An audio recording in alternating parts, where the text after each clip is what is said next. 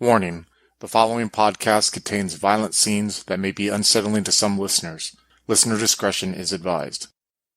There are nights when the past refuses to stay buried, when the ashes of old sins still glow faintly in the dark, waiting to be disturbed, waiting to breathe again. In the Twin Cities, those embers are stirring. What once burned bright has cooled to memory, but memory has a way of catching fire. Old alliances, forgotten debts, and ghosts of the dam all smolder beneath the surface. And those who seek to uncover them may find that some flames never truly die. Hello and welcome to Vampire the Masquerade, Twin Cities by Night Embers, the fourth story in the ongoing chronicle of Twin Cities by Night, a tale of what remains when the fire fades and what's left behind to burn.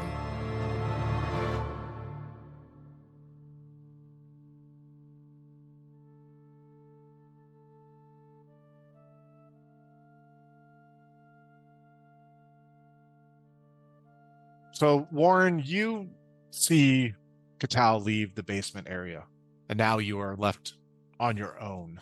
Both of these people that you aren't too overtly familiar with, I mean, I would say that you shared a couple bonding moments with William, are gone, and you are left on your own. What is going on exactly right now in that mind of Warren's? Warren is still trying to figure out some of his internal changes, some of the things that have happened to him. Meaning, And well, between the diablerie, the visions he has been having, and the fact that his psychic capabilities have just jumped again. when you say your psychic capabilities have jumped, right? And I know I'm trying to have you articulate something that probably is very difficult, right, to articulate. But what are signs in William's mind that makes him feel that something has shifted compared to like a week ago, let's say, right? Where a week ago you were in this subservient position. I mean, the last time that you really expanded your mind, you had to like maul yourself with this knife in your stomach. You were living in this house where you were a servant almost. And then you, in front of your eyes, saw that this woman that you were looking at some kind of anchor was being used by your sire, and in a fit of passion you murdered your sire, took her soul, and then you murdered this woman that was like a last remnant of almost like any hope it seemed like that you had to have some kind of a normal life, right? And now Yep. you've been whisked away from all that. Now you're in this cookie cutter basement of some gated community, sitting there in a room that probably used to belong to a kid. what Yep. what is that switch like? What in your mind in that weird moment of just alienness made you realize that somehow you have been elevated? He starts having visions of people as he's thinking about them. Mm. It's not something that he initially wills to happen, but he starts thinking about casual contacts he's had, other kindred that he's occasionally met, and he starts seeing them, but not just as if he's imagining them, more as if he's in the room with them, watching them do what they're doing. Now, he's not comfortable with this at first. He has his voyeuristic tendencies as a result of everything that's happened to him, but this is new. This is not him using obfuscate to peek through windows. This is his mind just sort of seeing them as they are in the moment where they are doing what they're doing. Would I be wrong in picturing like Warren just sitting on this bed, like just staring straight ahead at the wall, and this all that he's just like thinking of whatever goes on in that mind of his, being totally withdrawn in? You would not be wrong. Okay. And when he gets that way, and feel free to answer, with whatever you feel like the character's truth is, would you say that he would see what's in front of him in the physical world, or would he be so preoccupied that he wouldn't notice what's going on around him? He'd be preoccupied. Okay. So with that being said, all right, you're pondering all this, right? And I can imagine sometimes, just like with anyone, right? Maybe you'll have moments where you're in this deep thought, processing things in your brain, and then occasionally you'll be like pulled back to reality for a little bit, right? And then your brain will wander off again, and you'll start. What I can only imagine having severe like ADHD could be. But there's a moment where you are thinking of all this, and you feel like your vision is coming back to being able to process what is around you in your immediate environment. And you feel like you're looking through your eyes, but you're caught off guard for a second because it's almost like you're looking through a rearview mirror in a car. You see your eyes in the rearview mirror, but you see behind you a scene that you saw like 2 weeks ago when you had to go pick up Adam, the Malkavian Primogen, and Star. He was holding her, you remember, with his arm around her. She was kind of shaken. This was the time then when they came into the house, they went to the basement, and you were staring at the grandfather clock, and you had this really intense set of emotions and visions overwhelm you. And then when you kind of came to, you saw Adam and her looking, or you saw Star like on her knees looking at you and helping you up. Yep. And you see Adams looking at you in the rear view mirror. And he says, I'm sorry to have to intrude like this, friend.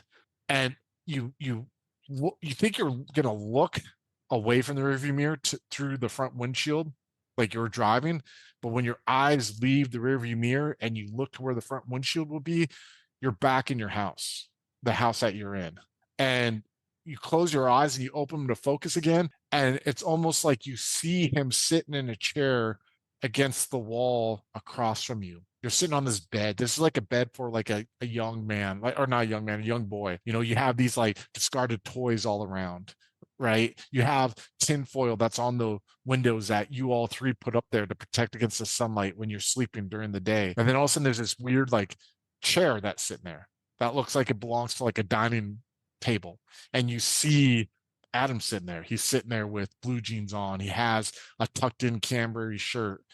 He has a sports jacket on that looks to be like a brown corduroy. He has reddish blonde hair that's kind of combed back and it's in a ponytail, and he has these glasses on, and his legs are crossed, and you see that he's wearing like cowboy boots underneath the jeans, and he has his hands rested on his knees. And he's like, sorry to intrude like this. You and I, we have similar capabilities to be able to communicate when we're not really together. Like I'm not here right now. You understand that, right? Yes. And again, I'm sorry to intrude, but you know how it is, right? You can kind of pick up when people are out there doing things. I suppose, yes. So I thought this would be a good time to have a conversation, Warren. I mean, you're kind of in a predicament, aren't you? Yeah, we are. I'd say unfairly so. I mean, Nice to have that be acknowledged. and I mean, I saw the pain you were in when last we met. I'm slightly awkward situation, and I'm embarrassed I had to see you in that state. But I mean, with everything that you had to go through with Cynthia, I imagine a lot of us would have such trauma, right? I would expect it. So I guess what I'm asking is, what's going on with you guys now? Because we had, meaning me, my folks, and Cynthia and Jenna had an agreement. I think it was a, I think it was a rightful cause, I would say. Were you ever brought in on that? No, not that I can recall. Oh man, oh, it's kind of a doozy. I mean, I mean, I know she's in there right now, and he leans forward and like he props his elbows on his legs, but it's fine. She can't hear this conversation. It's not a pleasant feeling. I know that. I've experienced it myself. Matter of fact, when me and Star were at that house of yours, the whole thing that we went through, the whole reason you felt all odd was they were getting rid of that for us. I know it's not a pleasant feeling. I mean, you're not enjoying it, right? Not particularly. Okay, cool. So, but I'm telling you right now, like with what we're doing right here, you don't need to worry about her listening. But I do know that you probably have picked up a couple of things about her that you weren't aware of beforehand, right? Yeah, you could say that. I mean, she went through some shit, right? Yeah, Okay. So now think about this. If you had to go through that shit that she went through, you'd want things to happen, right? I suppose. I mean, what are the odds? Completely different state, completely different city. As a mortal, you're tortured and you're raped and you have all this horrible stuff happen to you. So they want to bring you in part of their family, and he does this quotation. You escape that, you get the attention of some other kindred who brings you over, and then that same guy shows up in the city that you reside in. I mean, that's not pleasant, right? That's a little understandable what you went through. Okay, keep going. So, who I represent and my people, we're not a fan of theirs either. I mean, you've heard about them, right? You've heard about what they do. Yes. And what are your thoughts on that? I'm sorry. How did you get here? I'm not here. I'm here. And he points to his head. I'm doing what you do. I thought you would pick that up now. I mean, we can go back in the car if you want and talk that way if you feel more comfortable, but I felt you'd be more comfortable here if we talk this way. When I have to get into someone's head, normally I have to be looking at them. We have a connection. I have the same connection with William. I mean, you hear that, right? And he stops for a second and you hear very slightly the sound of like waves gently in the background. I mean, you had a scary moment a couple of weeks ago, right? You could say that. That is a symptom of a much larger problem. I mean, is it wrong for us to want to make life very difficult for someone who murders children and maybe rumors of eating them? No, Exactly. So why are you sitting here? I mean, what are you doing with all this? trying to figure out where to go next. Well, that's good then. I'll tell you what, I'm being honest. If you sit here with her in your head, it's not going to end up pretty, man. A couple things. One is there's people who can see when you do that, and that's taboo. Two, the damage it's going to do to you emotionally, it's going to wreak havoc on you, man. I mean, If it hasn't already. so you've dealt with hard times. Who hasn't in our condition?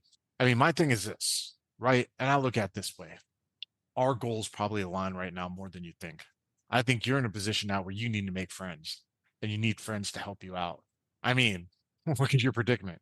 You have an emotionally damaged person who had taken out their trauma on you in the most abusive, toxic way that I can imagine. And you had to deal with that for what, like 60 years? So you really have three options in my eyes. One, you die. Two, you continue the cycle, or three, you break the cycle. How do you break the cycle?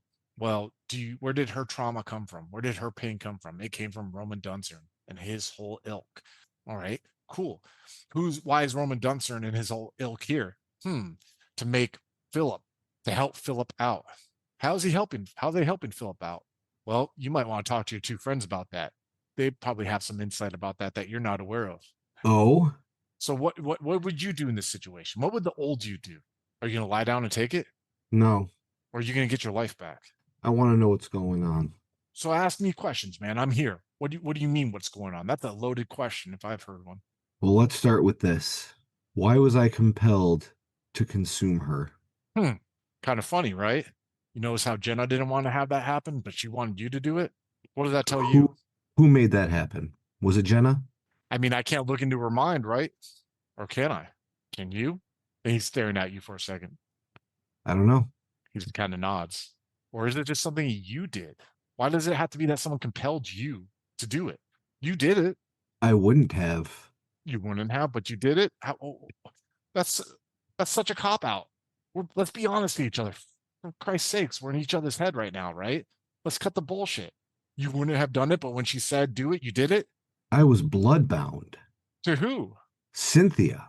Exactly. So, and who else are you bloodbound to? At the moment, no one that I'm My aware of. my predicament and my belief is, aren't you bloodbound to your clan? Or partially, isn't there some loyalty test that you have to do? I Well, don't know. yeah. Burn a card, say some chant with the robe on. I don't know how that works, right? And So he's what? smiling. Someone above Cynthia compelled me. I mean, if you looked at it like this, right? Would you say that your group has had good leadership here in the city? No, I can't say that. And who would you say was doing the job that she should have been doing? Probably Jenna.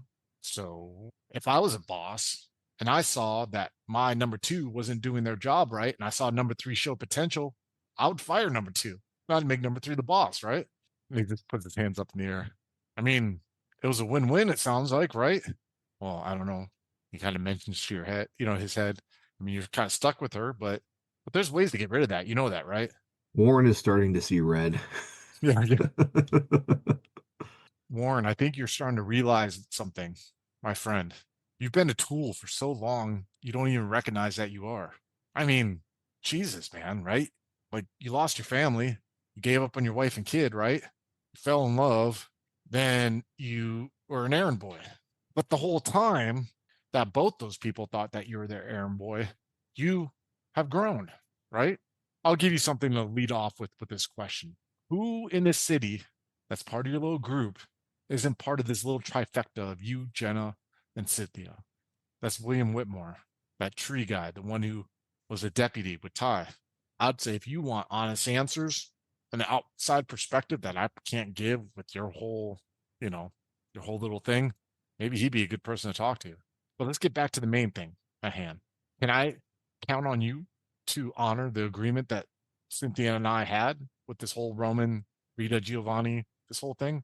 What are the exact terms of that agreement?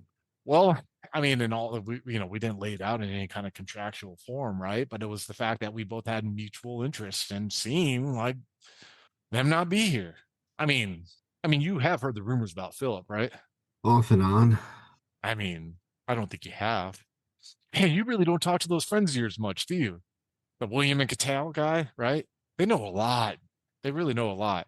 I mean, I'm sure they probably play a close hold with you. And I mean, your group does have a little bit of a reputation, right? Like, so I don't blame them, but I mean, they know a lot, man. Those those guys have been, I mean, with kind of like with my people's help, we kind of guide them there a little bit. But yeah, Philip is oof, man, a lot of baggage with that one. A lot of baggage with that one. I heard you had a. It's funny how he leans back and he's like all talking all casually, like, "Oh, I heard you had a da da da," right? I heard you had a interesting run-in a couple days ago, right? You and your friends. Yeah, you could say that. What about that? Did you I mean, break it down a little bit for me, man. What was that like? What the fuck is happening? And Warren's just gonna start having like a little mental moment. Like, what the fuck? Hey, calm down, buddy. Listen. You're in safe hands, man. I'm a friend, dude. I mean, I really am. I don't know how much here I could show it, man. Relax, okay? I'm not trying to stress you out. I'm not trying to do all this. I know you've been dealing with a lot. Trust me, I've been there, man.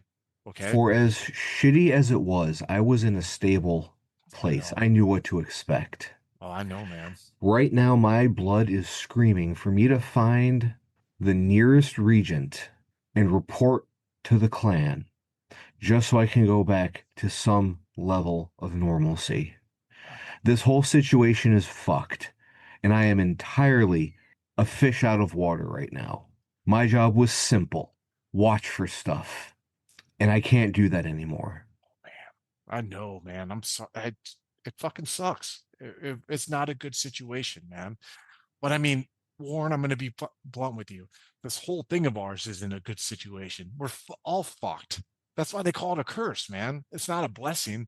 No one's walking around saying, "Oh, I gotta like live forever, and I can't go out in the sun, and I gotta drink blood, and I gotta do all this." It's not a fucking gift. That's why they call it a curse, Warren. So no matter what kind of structure and stability in your mind that these regents and I don't even know what that is, but all these people you think are providing you, that's all just a construct, man. This whole concept of clans, that's all a construct. This whole concept of Camarilla and whole concept of Sabat, that's a construct, man. Right? Think about that. What is forcing you to think that you have to go tell some regent to get some kind of structure in your life so you feel warm and happy. The last 60 years? And what has happened that last 60 years? You've been brainwashed. You've been controlled through manipulation. You know it. I know it. We know it. I know what you saw the other night. I know what you saw in 45. I know it scares you. That's perfectly fine. That's a normal reaction. But that's a construct, William. Those folks who do that shit, they do that because it gives them comfort and purpose in this existence of ours. So you either get stability from one construct, this Camarilla that Philip is leading here, you get another warm fuzzy from this clan construct, which you say you want to go run to, or you get another warm fuzzy from this Sabat construct, which gives them a warm fuzzy. Well, what's option D? Option D is you create your own construct and you give yourself that stability. And the moment that you realize that, you will truly be free, Warren. You will be free of all this bullshit, all of it, completely. I'm a primogen, whatever that means. I'm part of this construct that was created by someone that I will never know, never meet, that's enforced by this person, Philip, who I know is a huge piece of shit. I play along. Fine. It suits my purposes. Let me tell you, Warren, I've been on the other side. I go there occasionally. I partake in that construct. I've brought people over for them that have ended up in this city. There's no skin off my back. I don't rely on them for any stability. I make my own construct. You can make your own construct. We all can make our own construct here. The thing is, are you going to want to do it for yourself? That's the question. Or you want to continue to be a tool? Because I tell you what, when I see you right now, I see someone who's miserable. I see someone who's completely miserable, whose whole existence before now has been pain and manipulation. Is that what you want? Because if that's what you want, I'll leave you alone, man. And what, you're not trying to manipulate me right now? I mean, I'm trying to get something from you. Of course, I'm trying to make a deal. You will never see me do the shit that those folks have done to you. Straight up. I just told you something that could get me murdered if it ever found out, that could get me staked and thrown in the sunlight. Really, we know each other right now. We know each other's weaknesses and vulnerabilities. I've exposed myself to you. All I am asking of you is if you're angry about the situation you're put in and you want to get control of your life again, well, guess what? One of the factors that caused you to be in the situation you are in right now is in this city, and they're walking free. Their whole fucked up clan. And if you want to know the God honest truth, the fucking leadership here is all fucked up too. You need to see this, Fine. William. I'm going to leave you to your thoughts, William. You think about that. You know how to find me, right? I mean, we're not children here, right? If we want to Yeah, I talk, suppose I do. then find me. I just want to let you know, man. I know you're probably, I know you're having it hard, having it rough right now. Don't crumble under the pressure. That's what they want. What you're seeing right now is that squeeze that they do. They don't want to get their hands dirty with you. They want you to do it for them. They want you to give up. They want you to go greet the sunlight. They want you to leave. Do you want to give them that satisfaction? Your Warren will just growl a little bit. your anger's a gift, Warren. Remember that. And then he's gone. And he's And staring Warren at. immediately turns and punches the wall, punching the wall over and over and over again. But we're in a basement, so is it drywall or is it cinder block? I think it's cinder block, dude. So your hands are probably getting busted and broken, and Yeah, depending on how far you take it. he will just smash his hands into the wall until they are ruins, just out of sheer rage at his situation. I mean, what does that bring out in you the moment that anger, when that anger dissipates, and you're looking at your hands that are bones are sticking out, right? Fingers are crooked. I mean, what's going on in your head after all that? Warren is just realizing how fucked he is. Like, he has to be loyal to the clan, but the clan is also effectively what ruined him and brought him low. He's caught up in a whole bunch of shit he never wanted to get caught up in. He's in a situation where he has to work with two people he barely knows. Not a pleasant thing. But with that being said, I would attest that a lot of doors are opening up for Warren now that weren't open before, right? Yes, but he's also down to humanity 3, so he's not exactly thinking as well as he should. Well, that's true too, right? I would almost say, like you're in a fevered pitch almost, right? You know, it's really kind of eye-opening. And I'm just saying this from a personal note, right? Like when you read about figures in history, men who have gone on to do successful, be powerful, or, kind of have their name known in history, how many men like that have gone through very tough battles with themselves on an emotional and a mental state, right? It's funny that the parallels, right? I'm currently listening to an audiobook on Sherman, General Sherman from the Civil War, right? And General Sherman had a, a bout of anxiety that lasted him he had a nervous breakdown, for lack of a better term, where he was almost, his reputation was almost completely ruined from the US Army when the Civil War first started, where he had to go and be with his family for 4 or 5 months to get over that.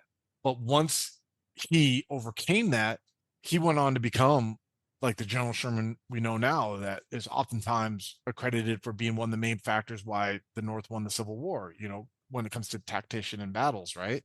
Abraham Lincoln, same thing, went through where he was in his bed for 30 days through a bout of depression after having a relationship end before he got married, right? So at this stage, what I'm trying to articulate is Warren could very well be in this catalyst, right? In this moment where all these realities and all these chains are being broken and all these fears and anxieties are starting to like really, I mean, boil over if they haven't already. Now the decision of Warren is going to be is what's going to happen after that. Is he going to die or is he going to live? Is he going to become stronger or is he going to go further down? Right. And those are things that we will need to find out in the Yeah, future. he needs to start recovering himself. The question is what is that first step in recovery?